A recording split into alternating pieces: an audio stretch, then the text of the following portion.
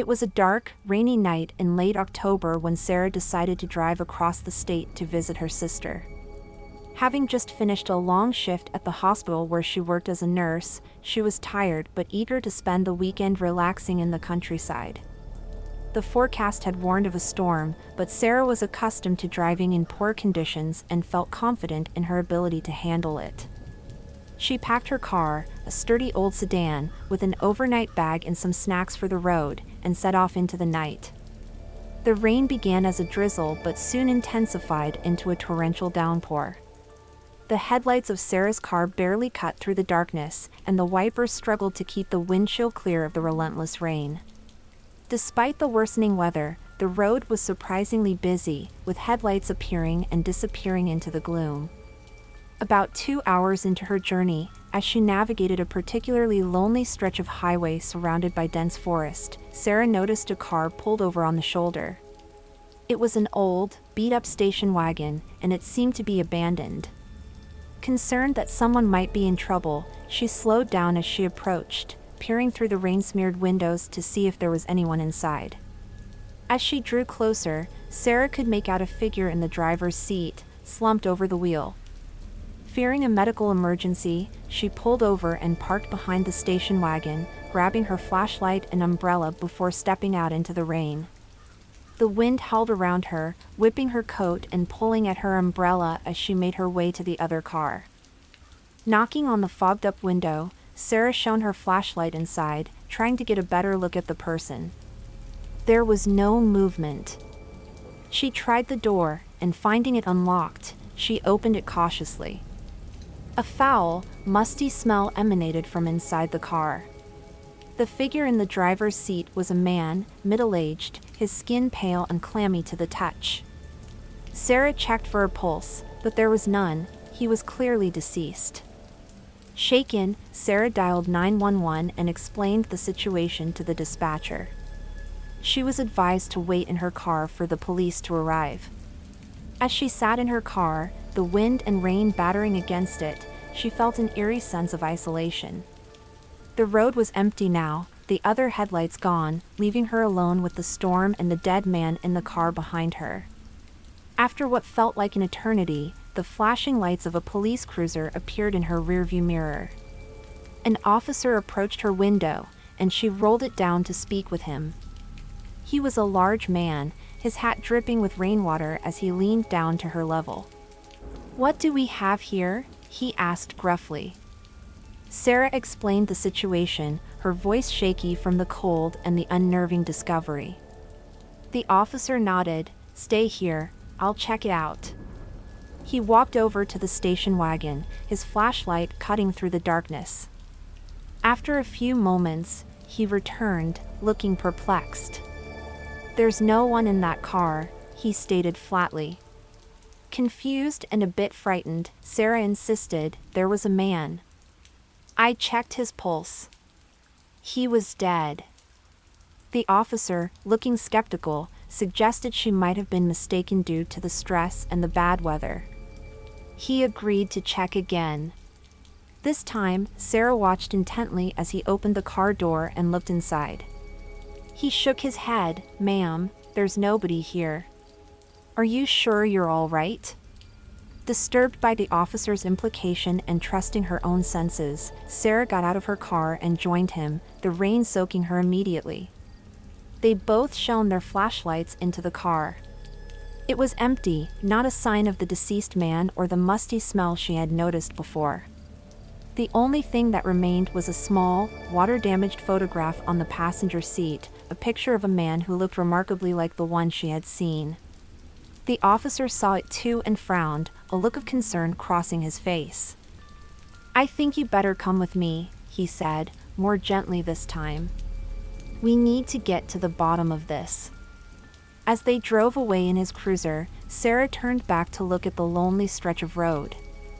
The station wagon was now just a dark shape in the rain, barely visible. She felt a chill run down her spine, the night's mysteries deepening, her mind swirling with unanswered questions. Who was the man in the photograph? What had really happened here tonight?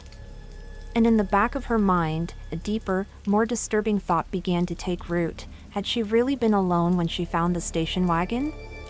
Or had something unseen been with her in the rain and the dark? As the police cruiser cut through the torrential rain, Sarah sat silently, her mind reeling with the evening's events. The image of the man in the photograph was seared into her memory, his gaunt features and hollow eyes seeming to stare back at her from the depths of her thoughts. The officer, whose name tag read Officer Daniels, drove with a stern focus, glancing occasionally at Sarah as if trying to make sense of the situation himself. Ever heard of phantom vehicles?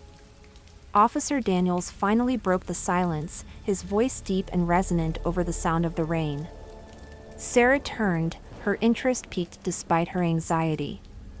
Phantom vehicles? Yeah, he continued, his eyes still on the road. Legend has it that some cars, like people, don't quite leave this world after they're done. They keep reappearing on roads like these, especially on nights like this. Some say they're stuck in a loop, reliving their last moments over and over. Sarah shivered, pulling her coat tighter around her. The notion seemed fantastical, but after tonight, she felt less skeptical than she might have otherwise. "Do you believe in such things?" she asked hesitantly. Officer Daniels gave a half smile. "In my line of work, you learn to keep an open mind. Seen too many things that don't quite add up, like tonight." The car fell silent again, save for the relentless assault of rain against the windshield and the intermittent swipe of the wipers. They arrived at the local police station, a small, somewhat run-down building that looked like it hadn't seen renovation in decades. Officer Daniels led Sarah inside, where the dry, somewhat musty air of the building was a welcome relief from the dampness outside.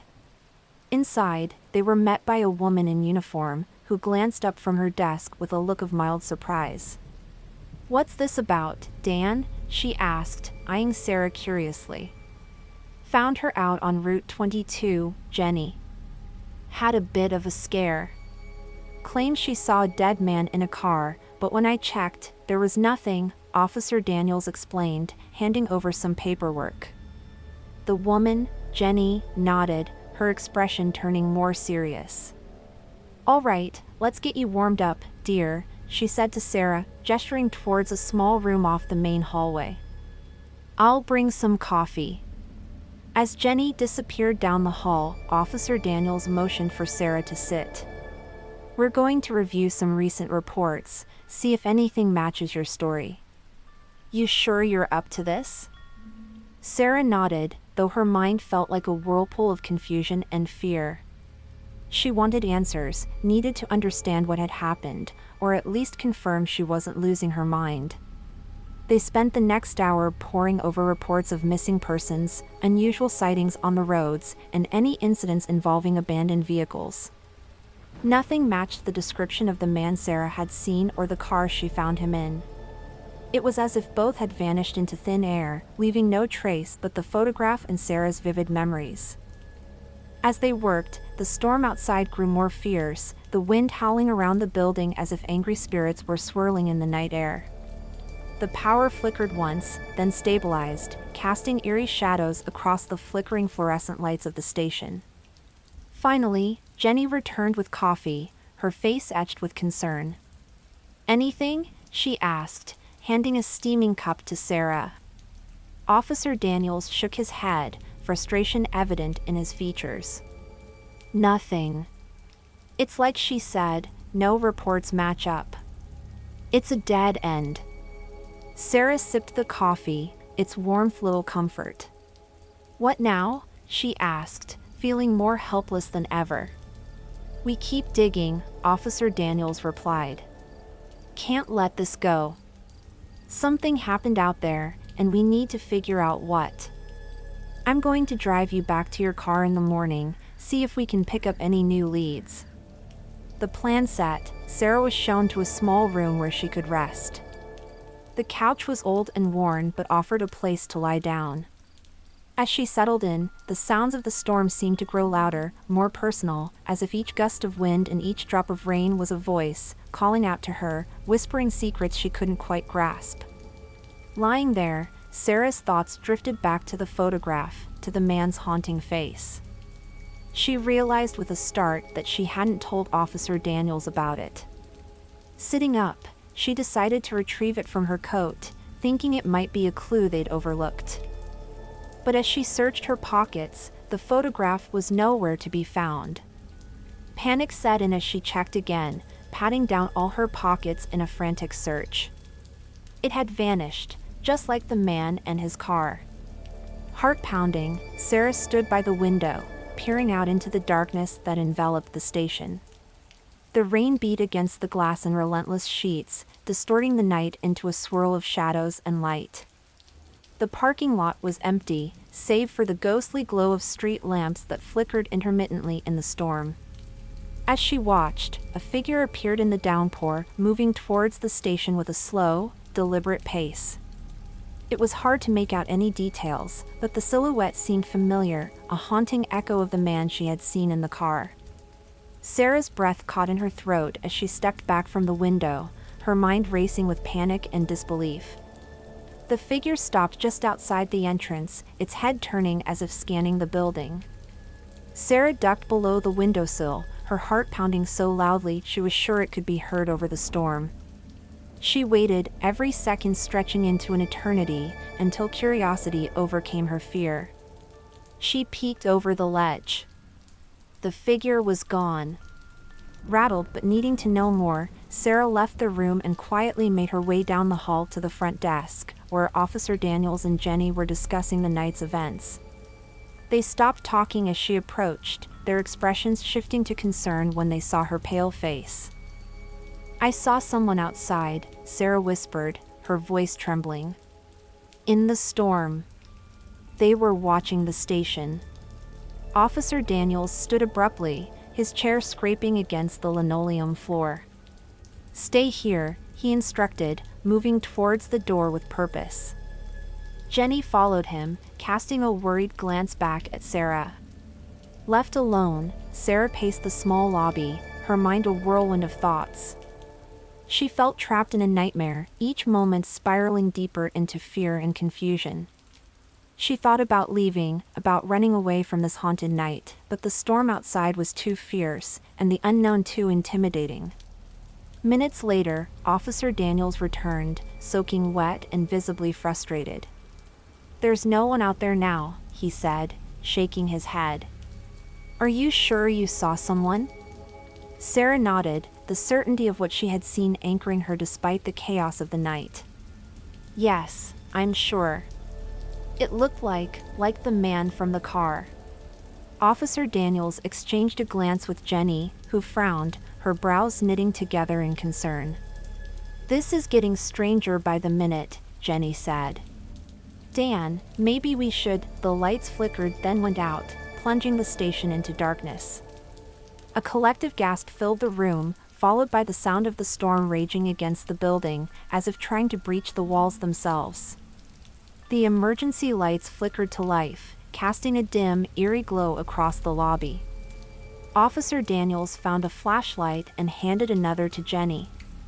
"We need to check the building," he said, his voice steady despite the unnerving developments. "Make sure we're secure." Sarah followed them as they checked each room, the beam of their flashlights slicing through the darkness. The building creaked and moaned under the force of the wind, adding to the tense atmosphere. Every shadow seemed to move, every noise a potential threat. As they cleared the last room and confirmed the building was secure, they returned to the lobby. The storm seemed to be reaching its peak, the wind howling like a wild beast. "Whatever's happening, it's centered around you and that car," Officer Daniels said, looking at Sarah with a mix of suspicion and concern. "You sure you don't know anything about that man? Anything at all that could explain this?" Sarah shook her head, her frustration and fear mingling. "I told you everything. I don't know why this is happening." The three of them settled into an uneasy silence, the weight of unanswered questions hanging heavy in the room. As they sat, the sound of the rain and wind was suddenly accompanied by another sound, a faint, static-filled crackling that seemed to come from all around them. Listening intently, they realized it was coming from the police radio. Officer Daniels adjusted the dials, trying to clear up the signal. After a moment, a voice broke through, distorted but unmistakable in its urgency. "All units, be on the lookout," the dispatcher's voice said, static crackling through the transmission. "Reports of an escaped patient from Hillcrest Psychiatric, believed to be dangerous. Last seen in the vicinity of Route 22. The blood drained from Sarah's face as Officer Daniels turned to her, his expression grim. "Route 22, that's where you found the car." The pieces of the puzzle were beginning to align, but with each piece, the picture grew darker and more terrifying. They were not dealing with simple coincidences or explainable occurrences. Something much deeper, much more sinister was at play. As they pondered their next move, the storm outside crescendoed, a loud, shrieking wind that seemed almost human in its wail. And then, as suddenly as it had escalated, the storm began to abate. The wind's howl softened to a whisper, the rain's drumbeat eased into a gentle patter, and an eerie calm settled over the police station. But the silence that followed was more terrifying than the storm had been. It was the kind of silence that presses in on the ears, heavy and expectant.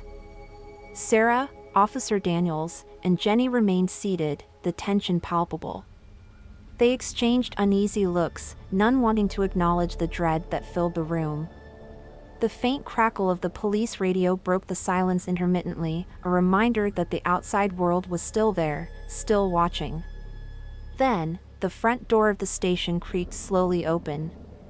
They all turned sharply towards the sound, hearts pounding. The door had been securely locked, Officer Daniels himself had checked it. Now, it swung gently back and forth as if coaxed by an unseen hand, the creaking sound echoing through the now quiet station. Without a word, Officer Daniels stood and approached the door, flashlight in hand. He swept the beam outside, but the light revealed nothing but the wet, deserted street and the lingering mist from the rain. Swallowing hard, he stepped outside, his eyes scanning the darkness. Sarah and Jenny waited in tense silence, listening for any sound that might indicate what was happening outside. After what felt like an eternity, Daniels re-entered the station, his face pale and drawn. "There's nothing out there," he murmured, locking the door behind him. No footprints, no signs of anyone approaching the door. "But it opened," Jenny whispered, her voice a mix of fear and confusion. "How did it open?" None of them could answer. The mystery of the open door added another layer of fear to the night's already thick atmosphere. As they settled back into their seats, trying to process the evening's events, the radio crackled to life again. This time, the voice that came through was clear, urgent. "All units, update on the Hillcrest escapee. The patient has been located and secured. Repeat, the patient is no longer a threat." Relief washed over Sarah momentarily, until she realized that this news did not explain the strange occurrences they had experienced. The photo, the disappearing body, the open door, none of these could be explained by an escaped patient. "The photo!" Sarah suddenly exclaimed, remembering the picture she had dropped. "It must still be in my car. Maybe it can give us some answers." Officer Daniels nodded, a new resolve firming his features. "Let's go check. Whatever's happening, we need more to go on." Together, they left the station and made their way to Sarah's car, which was parked nearby. The night was still now, the earlier ferocity of the storm seeming like a distant memory. They reached the car, and Sarah quickly searched through her belongings. Her fingers trembled as they brushed against the slightly crumpled photograph, lodged beneath the passenger seat.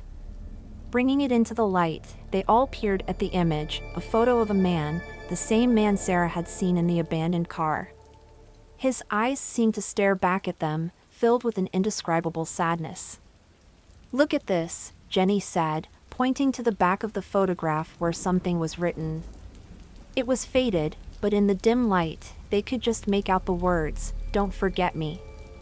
The cryptic message sent a chill down Sarah's spine. It felt like a plea, or perhaps a warning.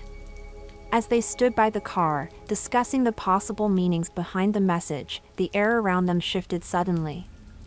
A cold breeze swept through, carrying with it a faint whisper, echoing the words on the back of the photograph, "Don't forget me." They spun around, searching the shadows that stretched away from the streetlights. Nothing was there, but the sensation of being watched was undeniable. "We need to find out who this man was," Officer Daniels said firmly, breaking the tension. "And why someone wants us to remember him." As they headed back to the station to delve deeper into the archives and perhaps uncover who the man in the photograph might have been, the whisper seemed to follow them, a mournful echo that refused to be silenced. What began as a simple trip on a stormy night had spiraled into a mystery that none of them could have anticipated, a story woven through time that was far from over. And as they walked, the sense that something unseen walked with them was palpable, the shadows around them seeming to breathe with life, waiting for the right moment to reveal their secrets.